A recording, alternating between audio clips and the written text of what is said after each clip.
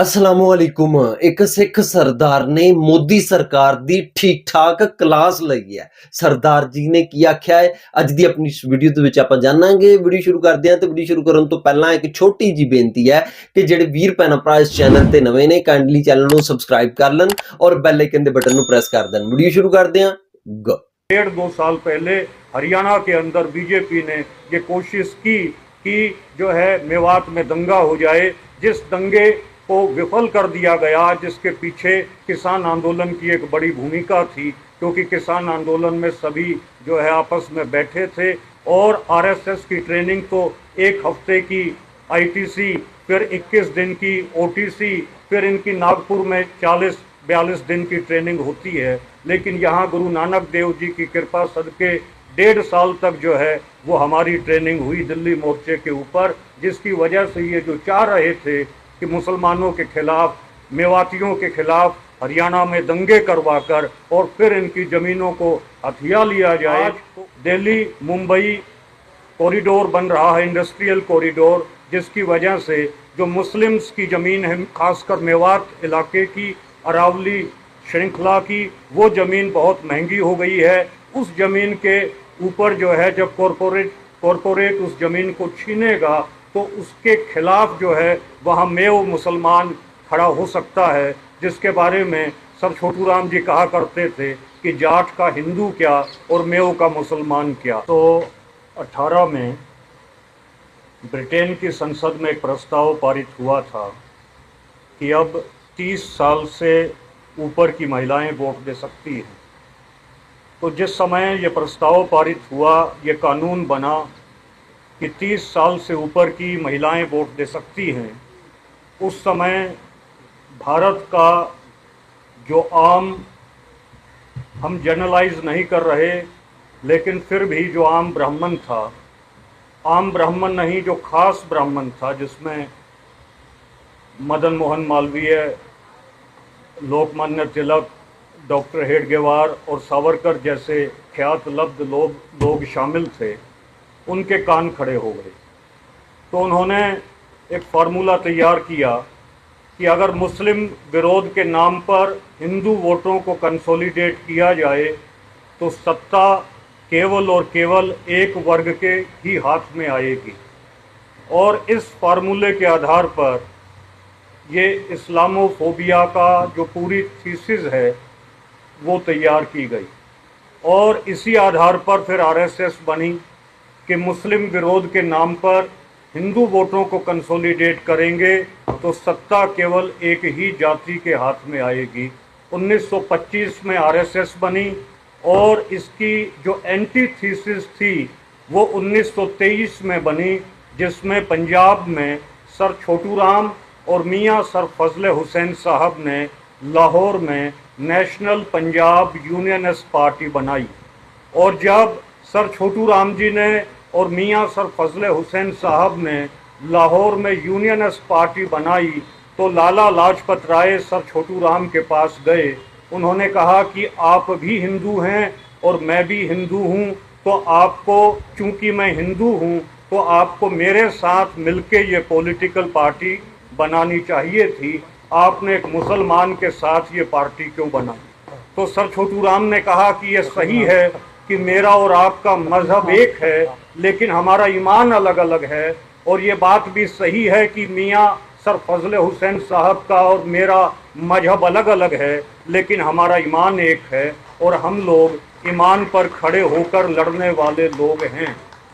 आपने बात की जवाहरलाल नेहरू की और महात्मा गांधी की कि पहले महात्मा गांधी को ख़त्म किया जाएगा और फिर जवाहरलाल नेहरू को ख़त्म किया जाएगा। ये ठीक है, लेकिन इससे पहले मियाँ सर फजल हुसैन साहब और सर छोटू राम जी को तो पूरे तरीके से ज़मींदोज किया जा चुका है। जो पंजाब के लिए लड़े, और पंजाब उस समय हिंदू, मुस्लिम, सिख, ईसाई की यूनिटी का एक मॉडल हुआ करता था, जिस मॉडल को पंजाब से निकलकर पूरे भारत में जाना था, लेकिन पूरे भारत में वो मॉडल जा पाए उससे पहले ही पंजाब को तोड़ दिया गया। जिसे मुझे माफ़ करना, जब तोड़ा गया तो उस दस्तावेज के ऊपर गांधी के भी हस्ताक्षर हुए और नेहरू के भी हस्ताक्षर हुए। आज तो जिहाद जो है वो केवल जो है रूह अफ़जा जिहाद भी शुरू हो गई है कि भाई रूह अफ़जा जो है उसको भी हम लोग जो है वो करें। अच्छा, इसमें दूसरा कॉरपोरेट भी जुड़ा हुआ है। अभी 10 साल पहले खाप पंचायतों को बड़ा मीडिया गालियां दिया करता था। उसकी वजह ये थी कि खाप पंचायतें एनसीआर में हैं और एनसीआर में कॉरपोरेट को ज़मीन जो है वो हथियानी थी, इसलिए पहले बदनाम करो उन लोगों को जो रजिस्ट कर सकते हों, उन लोगों को जो प्रतिरोध कर सकते हों, उसके बाद जो है ज़मीन को कब्जाना आसान हो जाएगा। आज दिल्ली मुंबई कॉरिडोर बन रहा है, इंडस्ट्रियल कॉरिडोर, जिसकी वजह से जो मुस्लिम्स की ज़मीन है, खासकर मेवात इलाके की, अरावली श्रृंखला की, वो ज़मीन बहुत महंगी हो गई है। उस ज़मीन के ऊपर जो है जब कॉरपोरेट उस ज़मीन को छीनेगा तो उसके खिलाफ जो है वहाँ मेव मुसलमान खड़ा हो सकता है, जिसके बारे में सर छोटू राम जी कहा करते थे कि जाट का हिंदू क्या और मेव का मुसलमान क्या। तो वो लोग जो खड़े हो सकते हैं, ट्राइबल जो लोग खड़े हो सकते हैं अरावली श्रृंखला में कॉरपोरेट अगर ज़मीन हथियाता है उसके खिलाफ, इस वजह से करीबन 1.5-2 साल पहले हरियाणा के अंदर बीजेपी ने ये कोशिश की कि जो है मेवात में दंगा हो जाए। जिस दंगे को विफल कर दिया गया, जिसके पीछे किसान आंदोलन की एक बड़ी भूमिका थी, क्योंकि किसान आंदोलन में सभी जो है आपस में बैठे थे और आरएसएस की ट्रेनिंग तो 1 हफ्ते की आईटीसी, फिर 21 दिन की ओटीसी, फिर इनकी नागपुर में 40-42 दिन की ट्रेनिंग होती है। लेकिन यहाँ गुरु नानक देव जी की कृपा सदके 1.5 साल तक जो है वो हमारी ट्रेनिंग हुई दिल्ली मोर्चे के ऊपर, जिसकी वजह से ये जो चाह रहे थे कि मुसलमानों के खिलाफ, मेवातियों के खिलाफ हरियाणा में दंगे करवाकर और फिर इनकी ज़मीनों को हथिया लिया जाए, तो उसके खिलाफ इनको प्रतिरोध हरियाणा में देखने को मिला। और जिस कौम को ये बदनाम कर रहे थे, खासकर जाट बिरादरी को, वही सबसे ज़्यादा आगे आकर अपने मुसलमान भाइयों के साथ खड़ी हुई। इसलिए हमें निवेदन मेरा ये है कि जो धाराएं हमें आज नज़र नहीं आ रही, जिस इतिहास को ज़मींदोज कर दिया गया, उस इतिहास को दोबारा से हमें जो है वो सामने लाना पड़ेगा, जिसमें मियाँ सर फजले हुसैन साहब का इतिहास हो, जिसमें सर सिकंदर हयात खान जो यूनियनिस्ट पार्टी से यूनाइटेड पंजाब के प्रीमियर बने थे 1937 में, चाहे lieutenant colonel sir Malik Khizar Hayat Khan Tiwana साहब का इतिहास हो, चाहे सर छोटू राम जी का इतिहास हो। इस इतिहास को अगर हम लोग लेकर चलेंगे तो जो ज़मीन से जुड़ी हुई धाराएं हैं वो हमारे साथ जुड़ेंगी और हम लोग इन फासिस्ट सांप्रदायिक शक्तियों का मुकाबला कर सकते हैं। आप लोगों ने मुझे समय दिया, आपका बहुत बहुत धन्यवाद। ਵੀਡੀਓ ਦੇਖਣ ਤੋਂ ਬਾਅਦ ਮੈਂ ਇਹ ਕਹਾਂਗਾ ਕਿ ਸਰਦਾਰ ਜੀ ਦੀ ਇੱਕ ਗੱਲ 100% ਠੀਕ ਹੈ। ਭਾਜਪਾ ਗਵਰਨਮੈਂਟ ਜਦੋਂ ਵੀ ਇਲੈਕਸ਼ਨ ਲੜਦੀ ਹੈ, ਧਰਮ ਦੇ ਉੱਤੇ ਇਲੈਕਸ਼ਨ ਲੜਦੀ ਹੈ, ਕਦੇ ਵੀ ਆਪਣੇ ਕੰਮ ਦੇ ਉੱਤੇ ਇਹਨਾਂ ਨੇ ਇਲੈਕਸ਼ਨ ਨਹੀਂ ਲੜਿਆ।